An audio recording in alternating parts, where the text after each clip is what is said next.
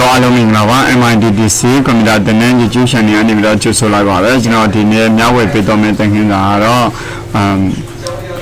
Microsoft Exego, a Tonguinigo, the Natima, Shinda Yahweh Pitoma Pipana, we are on mitdc community and education, subscribe below the rules,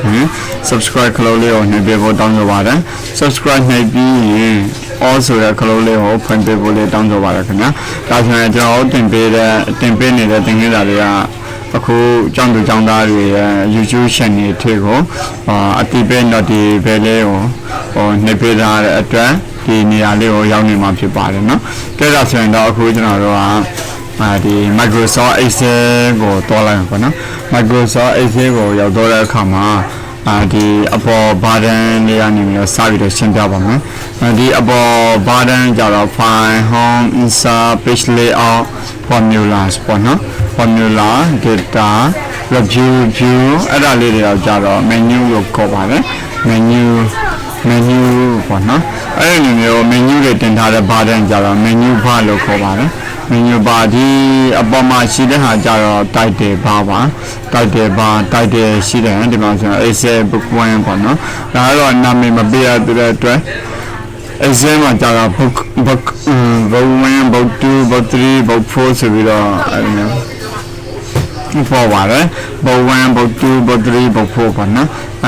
နောက်တစ်ခုကကြတော့ကျွန်တော်တို့အသုံးပြုနေတဲ့ software ပေါ့ software နာမည်က Excel ပေါ့နော် Excel EXCL Excel ပေါ့နော် Excel ကပြီးရင် file home insert page layout formulas data review view help ဆိုပြီးတော့ဒါ file menu လေးတွေရှိတာပေါ့နော်file menu တွေဝင်လာလို့ရှိရင်ဒီလိုမျိုးဆက်ပြီးတော့ဒါခွဲထွက်လာတယ်ပေါ့နော်နောက်တစ်ခုက home ထဲဝင်လာတဲ့အခါမှာဒီလိုမျိုးhome ribbon လေးတွေကြားလာတာကိုတွေ့ရမယ်နော်ဒါတော့ home ribbon bar လို့ခေါ်တယ် home ribbon တွေရှိတဲ့ button မို့လို့ home ribbon bar ပေါ့နော်နောက်တစ်ခုကကြတော့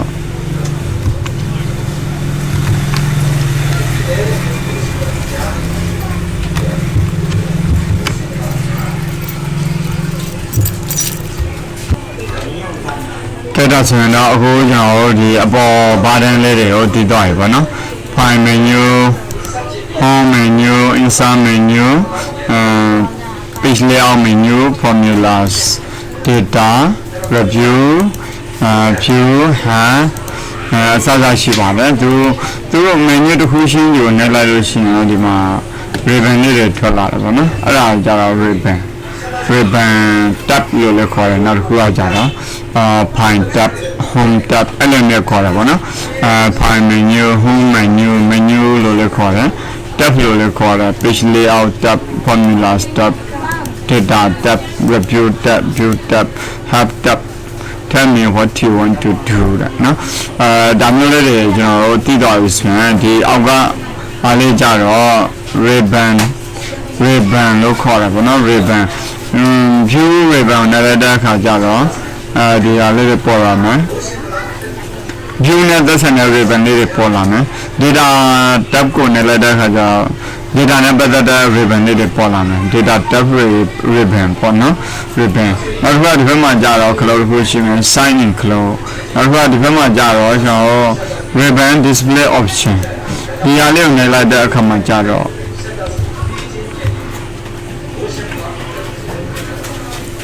option 3ခုကြားလာတာကိုတွေ့ရမယ် auto hide ribbon show tab ribbon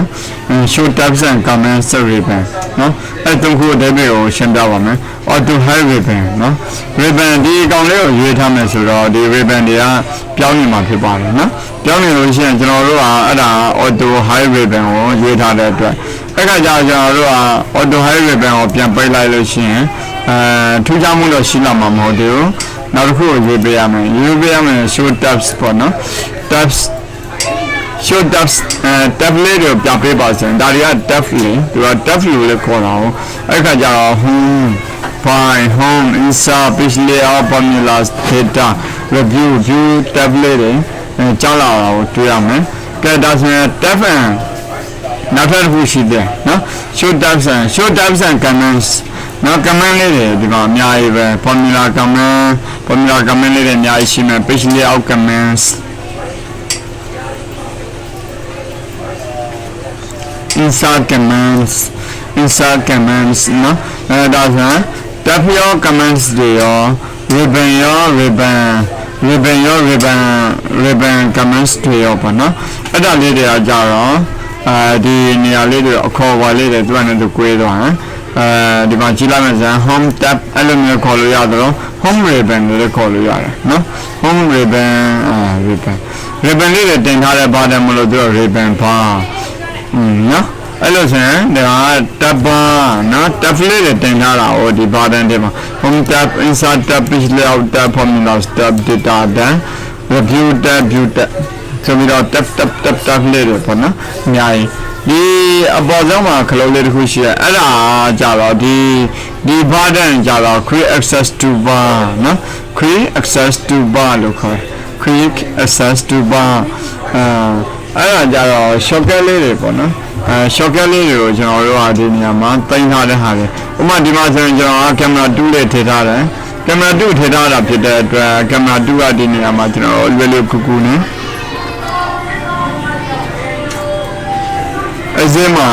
Ezema bona mele kugune ezema jono ha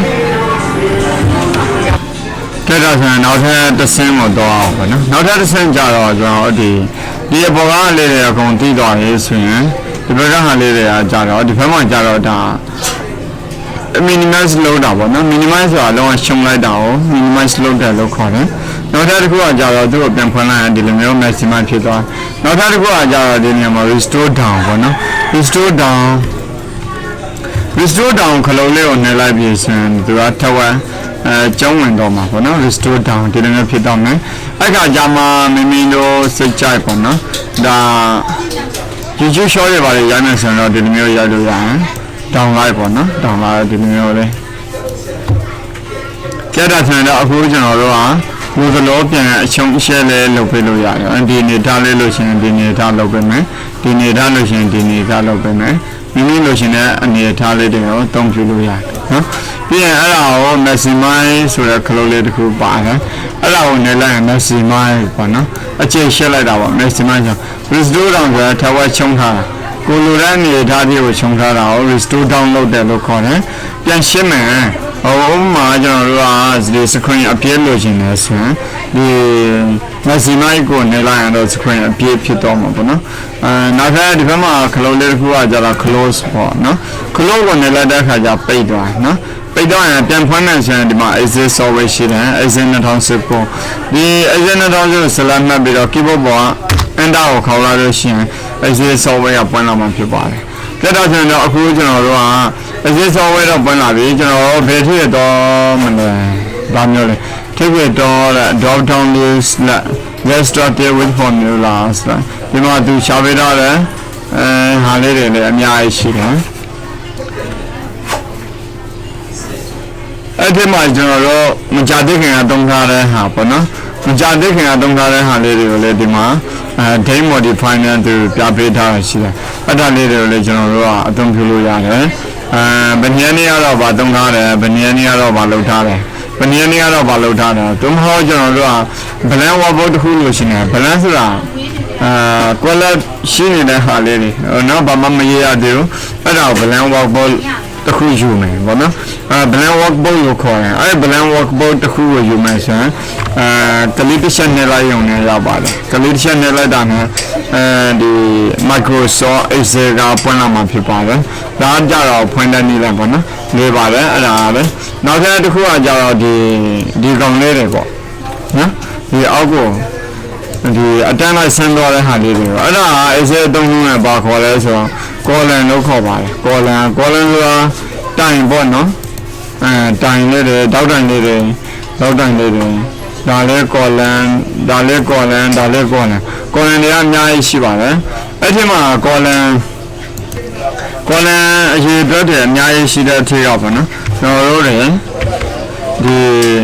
ဒီနေရာမှာဆိုရင်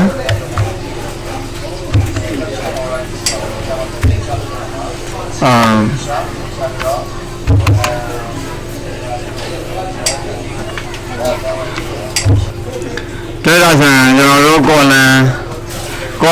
အဆုံးကိုတော့ရှင် ကော်လန်ဆုံးတော့ရှင်တဲ့အခါကျတော့ keyboard ပေါ် control key နှိပ်မယ် control key နှိပ်ပြီးတော့ right arrow key ကိုနှိပ်ပါမယ် right arrow key နှိပ်လိုက်လို့ရှိရင်ဒီထိရောက်သွားတာဆန်ကော်လန်အဆုံးပေါ့နော်နောက်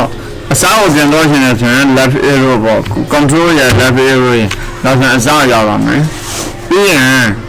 control ရဲ့ down arrow ရဲ့ကိုနှိပ်လိုက်လို့ရှိရင်ဒါအဆုံးဒီ row ရဲ့အဆုံးကိုရောက်တော့မယ်နော် row အဆုံးကိုရောက်တော့မယ်နောက်ပြီးတော့ဒီ control ရဲ့ up arrow နဲ့နှိပ်လို့ရှိရင်ပြန်ပြီးတော့အစားနေရာကိုရောက်လာမယ်ကြတော့ဆိုတော့ဒီ row အဆုံးရဲ့ column အဆုံးရဲ့ row အဆုံးရဲ့ကိုလည်းတွားတဲ့တွားဒီဘက်ကလေးတွေကြာတော့ number တွေနော် number တွေပေါ့နော် number 1 2 3 4 5 6ကွာတော့ဇာတ်ကွက်ပဲတစ်ကွက်ဆွဲမယ်10ကွက်ဆွဲမယ်ပေါ့နော်10ကွက်ဆွဲမယ် row ရဲ့ column ကိုကျွန်တော်တို့ကတိုင်းပေးရမှာပေါ့နော် row ရဲ့ column ကိုကျွန်တော်တို့ကဒီဘက်မှာဘာလို့မလဲဆိုတော့ဒီလိုမျိုးကိုလိုချင်တဲ့အနေထားလေးတွေနော်ဒီလိုမျိုးကိုလိုချင်တဲ့အနေထားလေးတွေကိုကျွန်တော်တို့ကသင်ပေးရမယ်ကဲဒါဆိုရင် row ဘလောက် column ဘလောက်ပေါ့နော်အဲ့တော့လေးတွေကအတီးကျနံပါတ်လေးနဲ့လို့ရှင်တယ်ဒီနှစ်ခုကအတီးကျနံပါတ်လေးနဲ့လို့ရှင်တယ်ဆိုရင်ကျွန်တော်တို့က row high မှာဘယ်လောက်ထားပေးရမလဲဥပမာ100ဆန်း100ပေါ့နော်100အနေထားပေါ့ဒါဆိုနော် column ဆိုရင် column A B C D column လေးတွေရခဏထား column V ကိုနေလိုက်လို့ရှိရင်ဒီနေရာမှာ30ပေါ့နော်30စားကျွန်တော်တို့က30ထားမယ်ဆိုရင်ထားလို့ရတယ်နော်30ဒါကြတော့ column အကျယ်ကိုလုံးချင်တာပေါ့နော်နောက်တစ်ခုကကျွန်တော်တို့က font ရိုက်ရှင်တယ်ကျွန်တော် Unicode ရိုက်ရှင်တယ်ဒီဘက်မှာလည်း Unicode ရိုက်ရှင်တယ်ဒီဘက်မှာလည်း Unicode ရိုက်ရှင်တယ်Excel မှာ Unicode ကိုစာရိုက်ရှင်တယ်ဆိုရင်အရင်ဆုံး offset ပေးလိုက် offset ပေးပြီးရင်ဒီနေရာမှာပြည်ထောင်စုလို့ရိုက်ရှာနော်ပြည်ထောင်စု enter ခေါ်လာတွေ့ပြီဆိုရင်ဒါဟောလာဒါဆိုအကောင်လုံးကပြည်ထောင်စု font တွေဝင်သွားရင်ဒီနေရာမှာပဲကျွန်တော်ကလီထောက်ပြည်ထောင်စု font ပဲဖြစ်နေတယ်နော်ကဲအဲ့ခါကျတော့ကျွန်တော်တို့ကဒီပြည်ထောင်စုရိုက်တော့မယ်ပေါ့နော်စာရိုက်တော့မယ်ဆိုရင်ဒီနေရာလေးမှာဘာလို့မလဲဆိုတော့မြန်မာ keyboard ကိုပြောင်းပေးရမယ်ပေါ့နော်ပြည်ထောင်စု keyboard key magic ပြောင်းပေးရမယ် control ရဲ့ space bar ရဲ့ပေါ်လိုက်လို့ရှိရင်control ရဲ့ space bar ရဲ့ပေါ်လိုက်လို့ရှိရင်ကျွန်တော်တို့ကအခုလောဆယ်မရသေးဘူးအဲ့လိုမျိုးမရရင်ကျွန်တော်တို့ဘာလုပ်လို့ရလဲဒီကနေပြီးတော့ပြည်ထောင်စုနော်ဒီကနေပြီးတော့ဘာလုပ်မလဲဝင်ကြည့်အောင်ပြည်ထောင်စု font ရပြီလားနော်ဒီလိုမရသေးလို့ရှိရင်ကျွန်တော်နောက်ထပ် keyboard ကမကောင်းတာဖြစ်တဲ့အတွက်ပေါ့နော်on screen keyboard မှာတော့ပြင်လို့ရတယ် on screen keyboard မှာတော့ပြင်မှာဖြစ်တဲ့အတွက်ပေါ့နော်ဒီကိုပြင်တဲ့အကွက်ကိုဇာကွက်ထိလိုက်မယ်ထိပြီးတော့ကျွန်တော်တို့တွေအဲ့မှာ control ရဲ့ space bar ရဲ့နေလိုက်မယ်နော် control ရဲ့ space bar ရဲ့နေလိုက်တယ်နေတဲ့ခါကျတော့ရေးလို့ရတော့ဆိုတော့ကျွန်တော်တို့ကဒီဒါပေါင်းခီးကိုနည်းနည်းအနိကလေးလောနော်အဲ့မှာစာလေးရေးပြမယ်စာရေးမှဖြစ်တဲ့အတွက် keyboard ပါ control ရဲ့ space bar ရဲ့ပေါ်လိုက်ပါကဲဒါဆိုရင်စာရေးလို့ရပြီ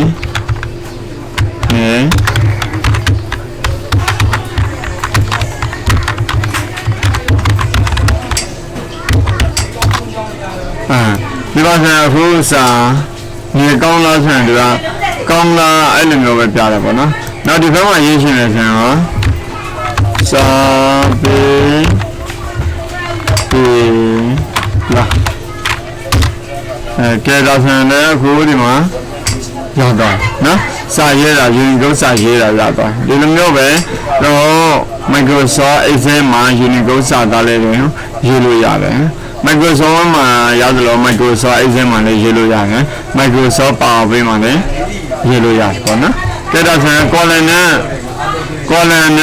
row ကို꿰တော့ရင်ဒါက column ဒါတော့ column ဒါတော့ row ဒီအလဲအားလိုက်ပေါ့နော် horizontal ကို row လို့ခေါ်ပြီးတော့ vertical ကိုကြတော့ column vertical ကြတော့ column လို့ခေါ်တယ် row ကိုကြတော့ကျွန်တော်တို့က horizontal လို့ခေါ်တာပေါ့နော် horizontal vertical နော်ကဲဒါဆိုရင် horizontal နဲ့ vertical လည်းကွဲသွားပြီကဲဒါဆိုရင်နောက်ထပ်တစ်ခုကဒီ zone slider bar နော် zone slider bar ဒီမှာဆိုရင်ဒီမှာဆိုရင်ကြည့်လိုက်မယ်ဆိုရင်ဒါ zone in နော်zone in မျိုးရှိတယ်ဒီဘက်ကိုလာလို့ရှိရင် zone in ဒီဘက်ကိုလာလို့ရှိရင် sorry ဒီကောင်က zone in ဒီဘက်က zone out နော်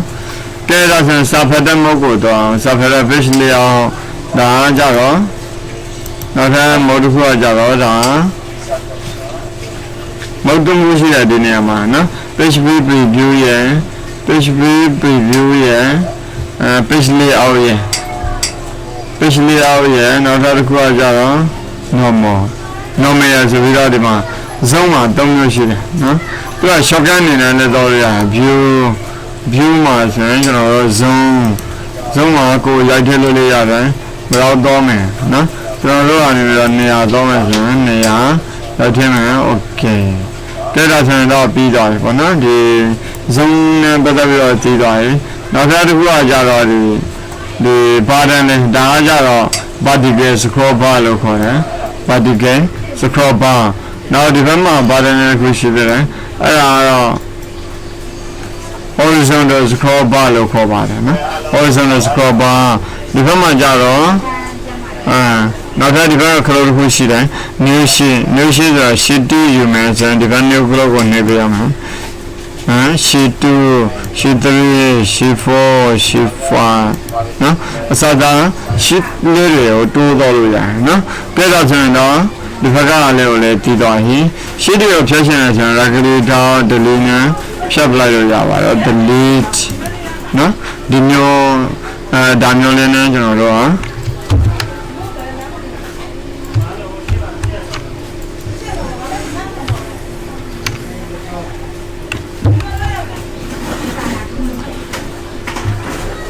ဒီရှီလေးတွေတော့အယောင်လေးတွေရှင်းမယ်ရှီဝမ်းကိုတရားအောင်ရှင်းမယ်ရှီဝမ်းကကြတော့တက်ကာလာဒီအနေအောင်နောက်ရှီတူကြတော့တက်ကာလာနေမော်ရောင်ရှီသူကြီးကြတော့တက်ကာလာဝါရောင်ဆိုပြီးတော့အယောင်လေးတွေခွဲထားမယ်၄ရောင်မျိုးလေးရောင်အဖြူရောင်နော် gray ရောင်ပေါ့နော်ဒါလေးကိုလေးနားလေးသွားဒါဆိုရင်ဒီ excel ကိုဒါအခြေခံအသုံးပြုဖို့အတွက်ကကြတော့ဒီနည်းလမ်းအတိုင်းနဲ့အသုံးပြုလို့ရပါတယ်နောက်ထပ်သင်ခန်းစာတွေပေါ့နော်အချိန်ရရင်ရသလိုမျိုးအခုမှစတင်ပြီးတော့ excel ကိုလေ့လာရင်တော့ကျောင်းသူကျောင်းသားတွေအတွက်ပေါ့နော်နောက်ထပ်အချိန်ရရင်ရသလိုမျိုးသင်ခန်းစာတွေကိုတင်ပေးတော့မှာဖြစ်ပါတယ်အားလုံးကိုကျေးဇူးတင်ပါတယ်နောက်ထပ်ဗီဒီယိုမှာပြန်လည်ဆုံတွေ့ကြပါမယ်ခင်ဗျာ